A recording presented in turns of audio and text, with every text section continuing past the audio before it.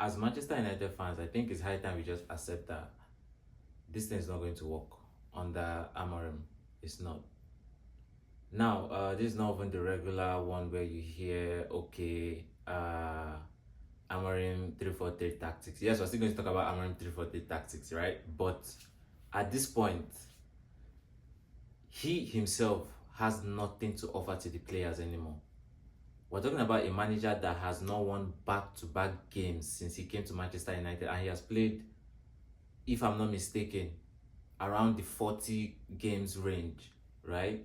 And he has not won back-to-back. I mean, you win a game today, the next feature you win it. He has not done that.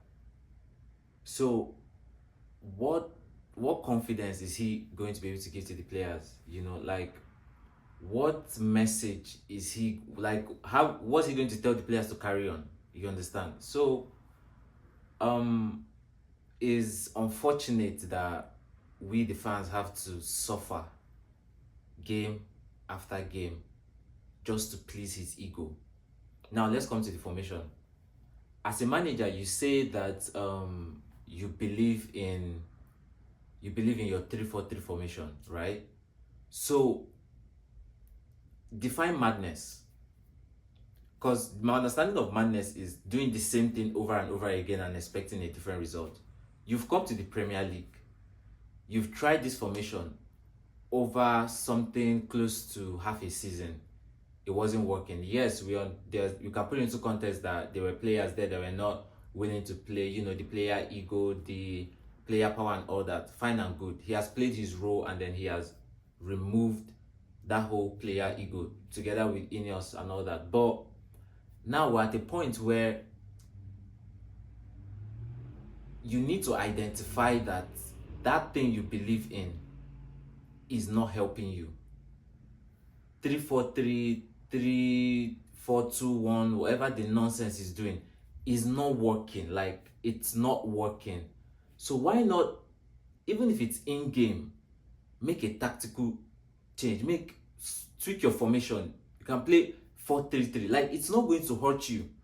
You're making the fans suffer game week after game week just to hope that you get to a point where you're able to now convince us that yes, you stuck to this and it worked. We don't care what you want to stick with. All we the fans care about is winning. You understand? So before we even talk about the game, let's already identify that if we don't sack this man, or if he doesn't resign, we are getting relegated this season. Now, it's not even about the profile of player we bring in, the the motivation of the players and all that. It's not even all about that anymore. That formation, okay, we criticize the players about how they can't even make simple short passes. We create chances, they're unable to take them. Look at what that formation is doing in terms of positioning the players. These players, with their individual brilliance, they go out to the pitch, they put on, because at this point, I'll give it to the players that they are actually putting on 100% on the pitch. They are trying so hard to make this formation work, but the formation is not putting them in positions to find themselves. It's not putting them in positions to, be confident enough to take shots. Look at Mbeumo today. The same Mbeumo of last season that was what, top scorers in the Premier League.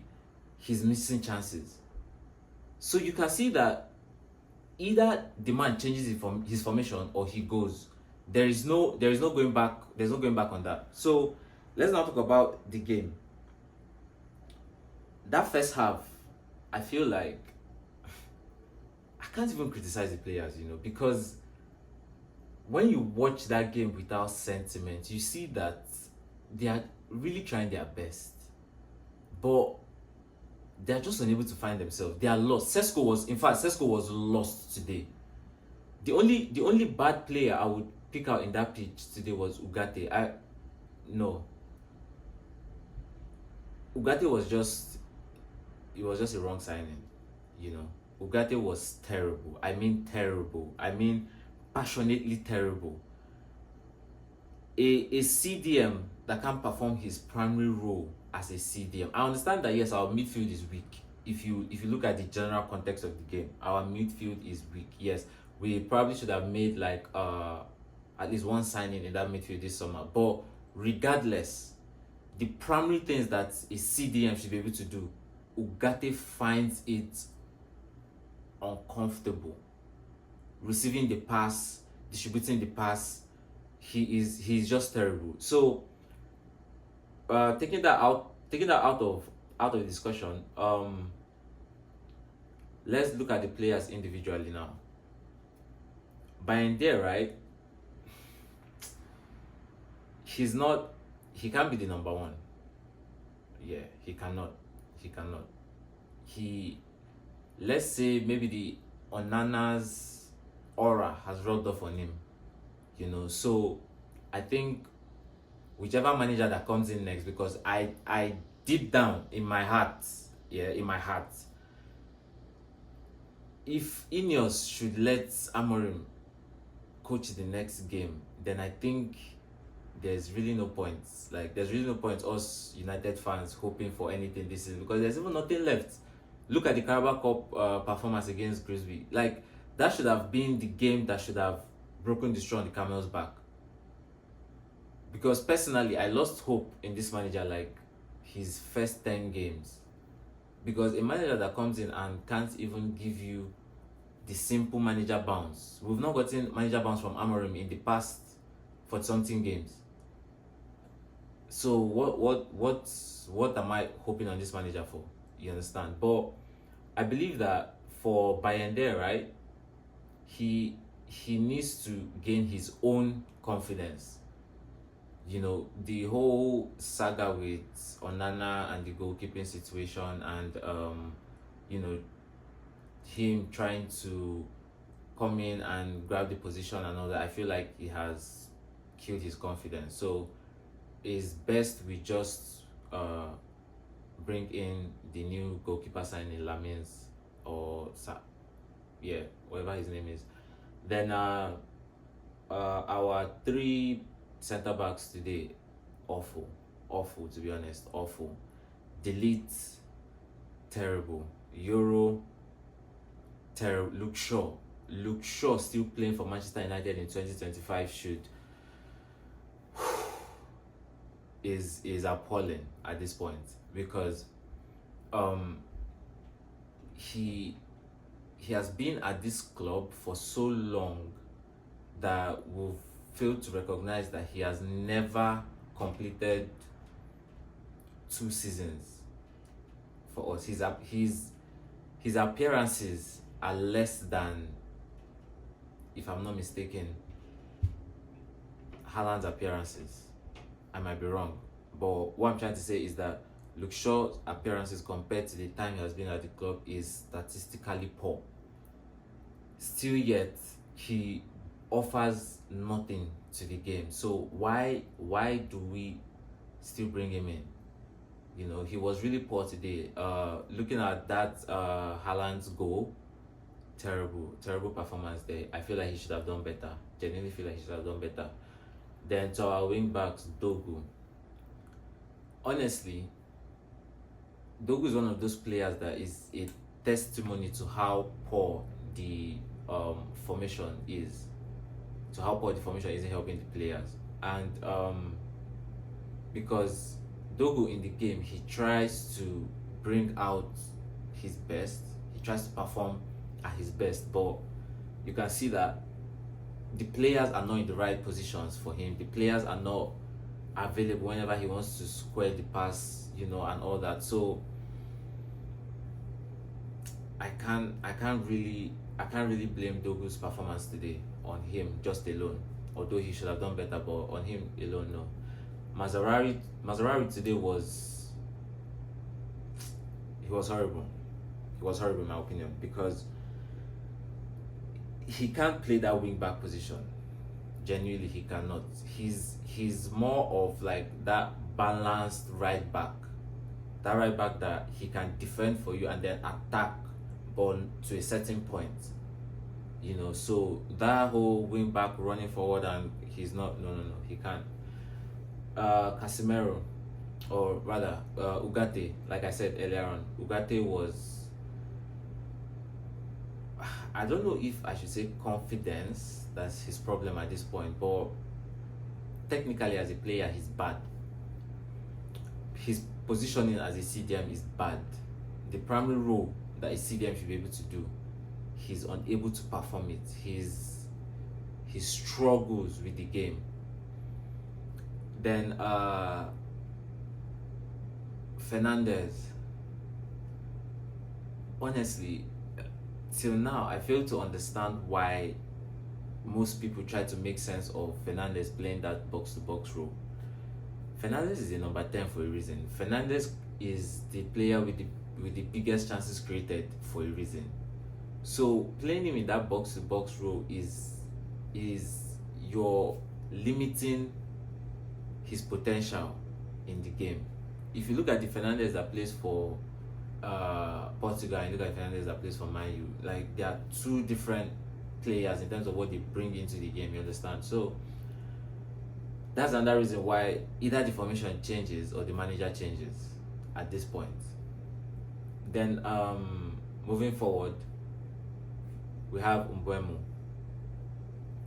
It's sad to see Mbeumo struggle in this game. This game was a game that, because if you look at the Man City's defense, that Russian defender, can't really pronounce his name. He's one that is he's very, very weak on the ball, you know, with the press that Man United were able to offer, with a change of formation. Even if you're not, and the thing is with AMORIM, don't get me wrong, I'm not trying to say that AMORIM is a bad coach. I'm not trying to say that AMORIM, you know, he doesn't have the ability to coach Manchester United. I'm only saying that you doing the same thing, you're starting the game with the same thing, you're watching the game from the sideline, you're seeing that nothing is coming out from what you're starting with, and you're refusing. It's like you're looking at the fans and you're saying, is it that this thing works or we keep losing and we relegate? Like you're not bothered, you know. So it's like you're calling everybody looking at what you're doing wrong. It's like you're saying that we don't have sense. Because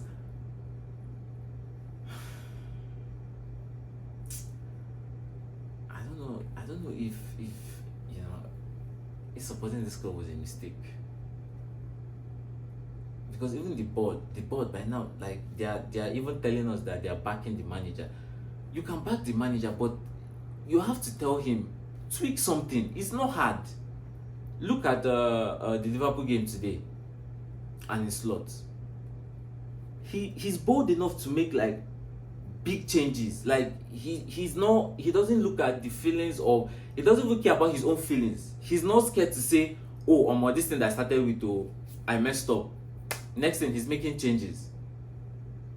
Because the point of being a coach is to win games. The point of being a manager is to win 3 points. Like how is AMORIM able to go outside as a man? Because there's nothing to show in your CV anymore. Are you proud of the fact that game in, game out, you're losing just because you want to satisfy your ego? It makes no sense. So back to the players. For Mbeumo, it was just sad to see him struggle, but he was the only positive in this game, to be honest. Ahmad is under, you know, under evidence that the tactic is, because even the Ahmad on loan at Sunderland, come on, he was beautiful, you know. But now he's struggling. Even as a right wing back, that's not his position. Like it makes no sense. You're just stressing the player, because that's not his. Defensively he struggles. He only contributes moving forward. So why not play him as a right winger? He's not a 10. He's a right winger. Like, just do the basics, Amorim. Just do the basics. Sesko was lost. That formation, no. And if you look at one thing about Sesko is, if you look at him, you see that he's a player that actually he's that striker that will succeed in a well-built team, in a tactically formed team. Because that 3-4-3, no, he's going to struggle. He's going to struggle because he tries to come back to win the ball, then move forward, and then the players are not like finding themselves to connect the passes. It was just a horrible game. It was just a horrible game as a whole. And I wouldn't even say Man City were at their best. It was just a game of misplaced passes. First half was nothing to write him about. Like, the two Haaland goals, personally, were preventable. So the man of the match, there's really nobody to give man of the match. If at all, maybe from the Man United side, maybe Mbeumo. Yeah, and then general rating for the game, I would say 4/10. 4/10. Today's game was horrible. Like, I'm even too used to the serial losses to even like be pained, because at this point it's like, on to the next game, Chelsea, right? Despite Chelsea playing the Champions League, I'm sure we won't even be able to match them energy to energy. So the manager has nothing. My final words to this video is like, the manager has nothing to offer. He has nothing to offer anymore. He just has to go. He just has to go. Yeah, he just has to go. So that's my reaction to the video. Thank you guys for watching. Please like and subscribe. I'm on this AMORIM guys.